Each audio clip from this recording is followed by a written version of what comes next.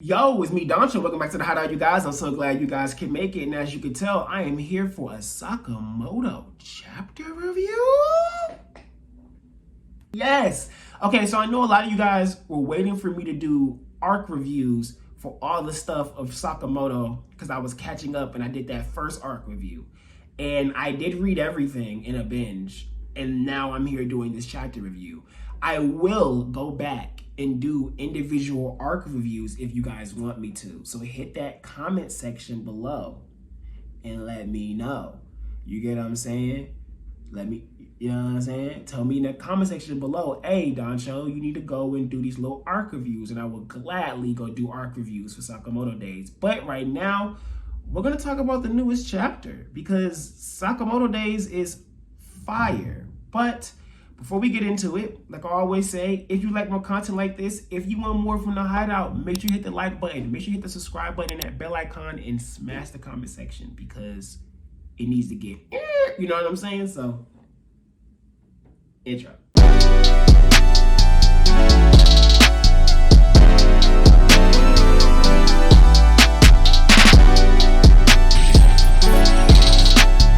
So, Sakamoto Days, chapter 54. We are at the Jasa building still, going through this fight. Okay, I'll be honest. Last chapter, I was not that big of a fan. Everybody really loved last chapter. I found last chapter to be nothing but a tease and unimpressive. I found that chapter 53 was just a tease and like building up to this chapter, right?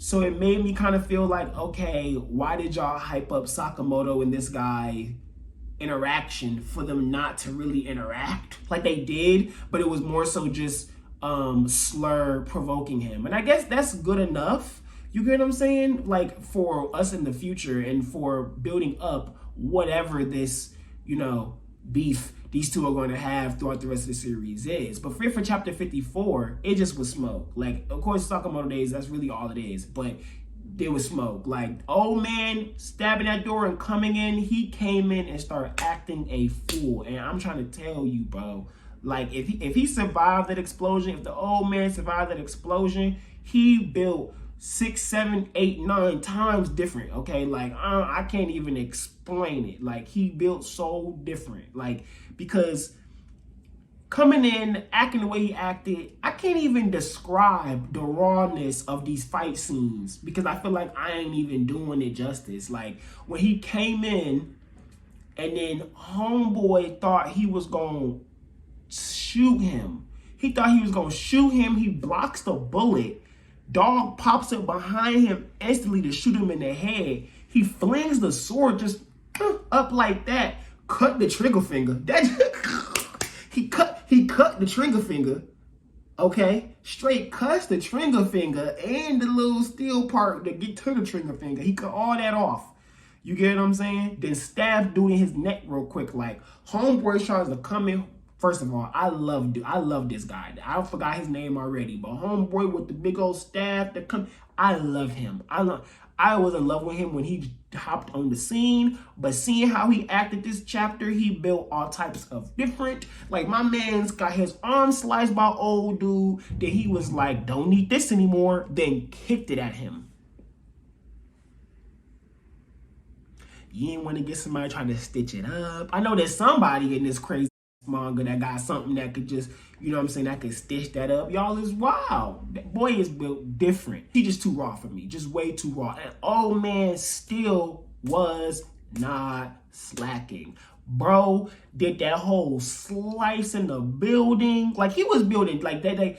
Sakamoto Days chapters go by so fast because there's like so much happening, but then it's so funny because part of my opinion is also too there's nothing happening. It's so funny, like Sakamoto Days has this thing where you get so much action you think something happened, but really nothing happened. It was just characters fighting each other, and you can kind of, of course I'm not saying nothing happened. You can always break that down to how that's going to affect the next fight or that's going to affect the next arc, how they deal with each other. But I'm saying when you're reading these chapters, there's nothing for you to read and go, oh, so this is some lore they want us to break down, or this is some information we have to really take in. It's just so straightforward and so simple.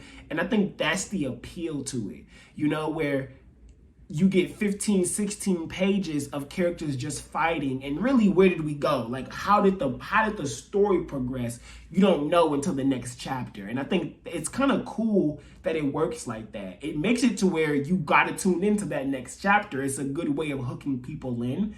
But then sometimes I find myself going, okay, this was like a bad chapter. You know, I don't think, like, I think chapter 53 was a bad chapter. Like, it wasn't like terrible. It was like, it was barely good, like barely okay, in my opinion, because ain't nothing happened. But this chapter was more, okay, there was actually the antagonist fighting.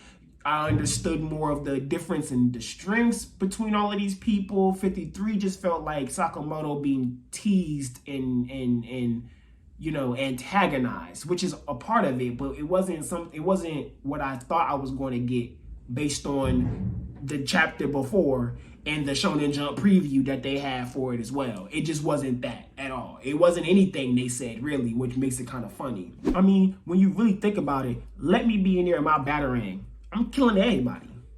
I'm taking everybody out. Do you see? What? Boy, they don't want me.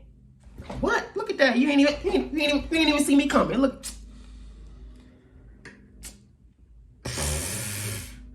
Jasa assassin. They don't want to deal with the Danchou hideout assassins, the DHA. Oh, that's hard. The DHA. We DHAs. We Danchou hideout assassins. Alright, go back to the video. Oh, wait, hold on. Make sure you subscribe. Now go back to the video.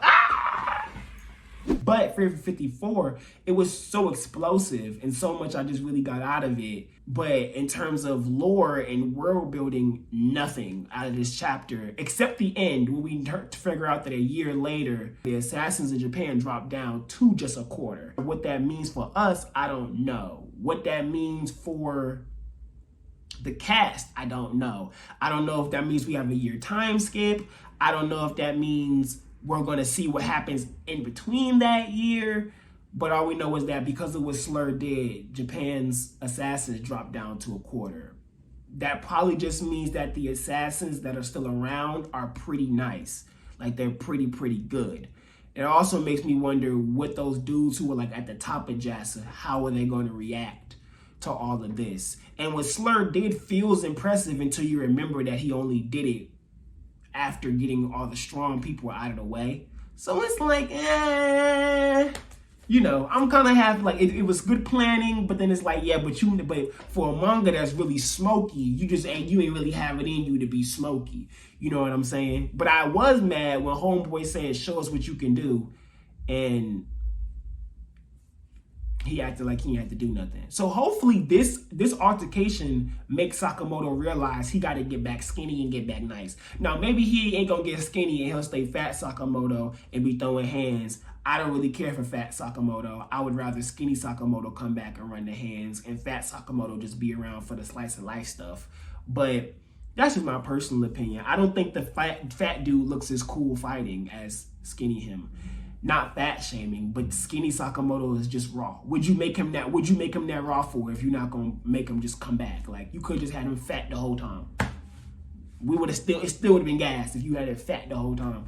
But since you do have the skinny version of him, I want to see skinny version come back or him do some type of transformation. And I know we seen the woman with the chi talk about just chi and all that stuff and with that and the third. That was kind of lame. I'll be honest with y'all. That was weak. That was whack. Bring back skinny Sakamoto. I am here with my first Ayashimon chapter review. Dun dun dun dun dun. It's so good to see all you guys here. If you are a member of the Danchou Hideout here on YouTube as a subscriber and you all usually watch me do JJK, this is my first time doing Ayashimon, and I told you guys I wanted to bring it to the channel here in 2022. And I'm actually really excited for this series just because I'm liking where these first 8 chapters were going. I wanted to see where like the first 8 to 10 chapters went because that's usually when I can gauge how much of a series I'm going to enjoy.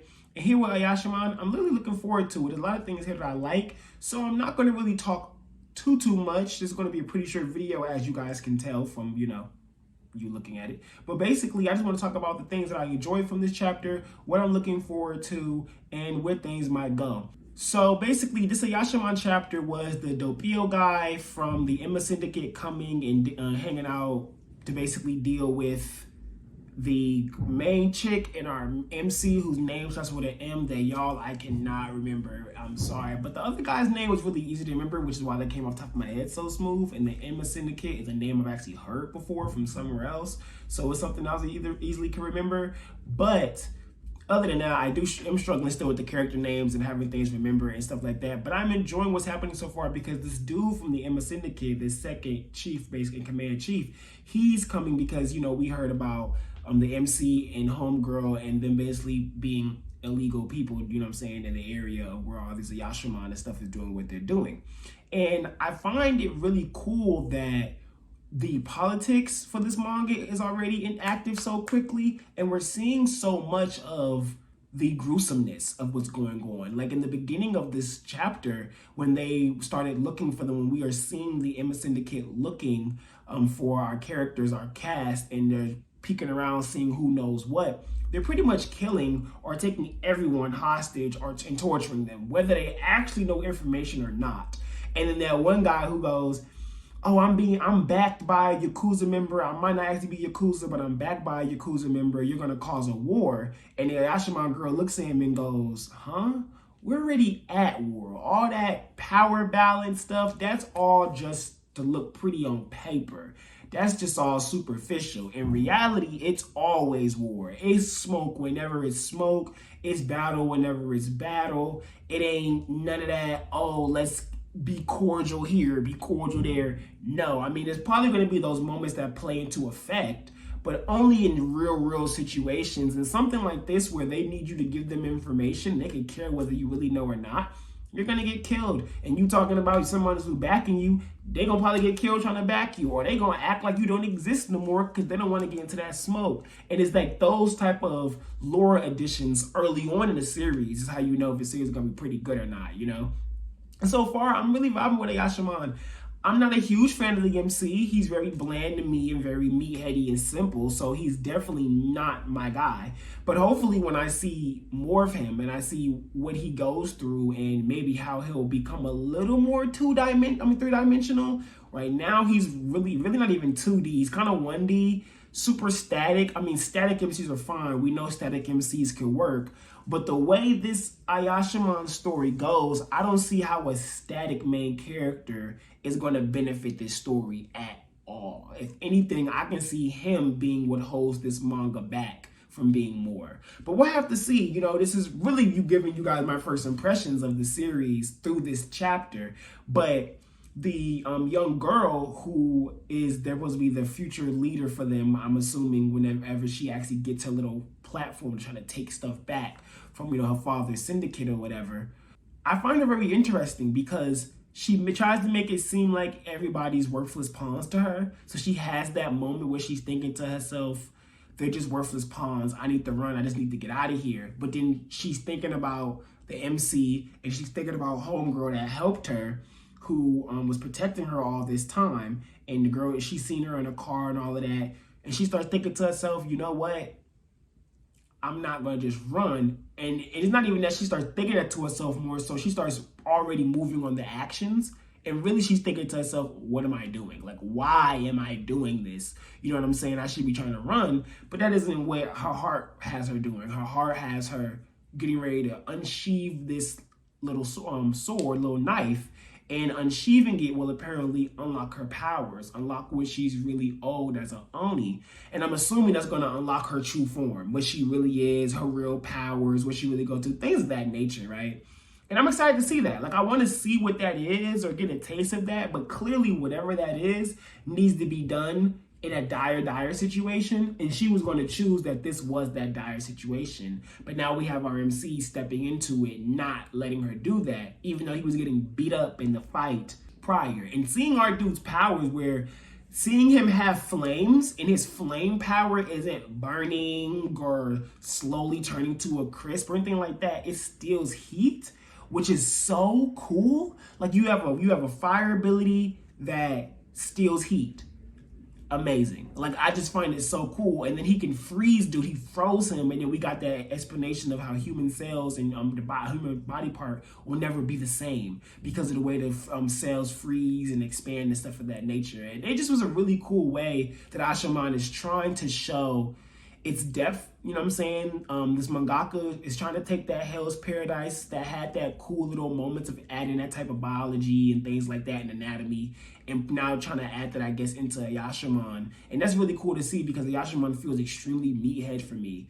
And it's not that I don't enjoy that, but coming from Hell's Paradise, I expected to be a little bit more esoteric value to it. So now I think we're just easing our way into that. And maybe it's really just me expecting it sooner because I read a whole series from this mangaka not too long prior, right? So, you know, that's really all I have on Ayashimon chapter 8. As I go farther into these things and talk about these things and we get more and more work, you guys, of course, going to see me get better with character names, expanding on lore, peeping things not seen before, and maybe I have to do some rereads and things of that nature before maybe chapter 9 or something and see if I peep some cool things to bring up to you guys. But if you guys want more regular Ayashimon chapter work from me and all that other stuff, make sure you keep coming back and you keep hitting that like button, you keep going in that comment section below. And if you also want any type of lore videos, let me know below. I can also look into some things, answer some questions, anything you guys want me to peep when it comes to this series, you know I will.